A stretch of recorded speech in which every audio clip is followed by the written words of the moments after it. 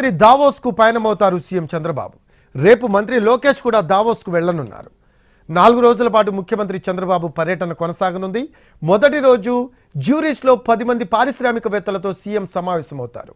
అనంతరం హోటల్ హయాత్లో meeting and greet with Telugu పేరుతో జరిగే తెలుగు పారిశ్రామికవేత్తల సమావేశంలో పాల్గొని రాష్ట్రంలో పెట్టుబడులకున్న అవకాశాలపై చర్చిస్తారు. అనంతరం దావోస్ వెళ్లి పారిశ్రామికవేత్తలతో సమావేశంలో పాల్గొంటారు.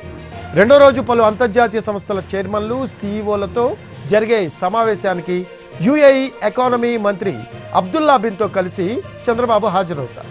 అనంతరం ఎనర్జీ ట్రాన్స్మిషన్ చర్చల్లో పాల్గొంటారు చంద్రబాబు. మూడో రోజు అగ్రశ్రేణి పారిశ్రామికవేత్తలతో సమావేశం కానున్నారు ఆయన. రోజుకు కనీసం 10కి పైగా భేటీలు ఉండనున్నాయి. సమావేశాల్లో చంద్రబాబు పాల్గొని రాష్ట్రంలో మానవ వనరులు, మౌలిక సౌకర్యాలు, ప్రభుత్వ రాయితీలు, సమర్థ నాయకత్వం, స్పీడ్ ఆఫ్ డూయింగ్ బిజినెస్ పై వివరిస్తారు. అలాగే 4వ రోజు ఉదయం తిరిగి భారత్కు బయలుదేరుతారు.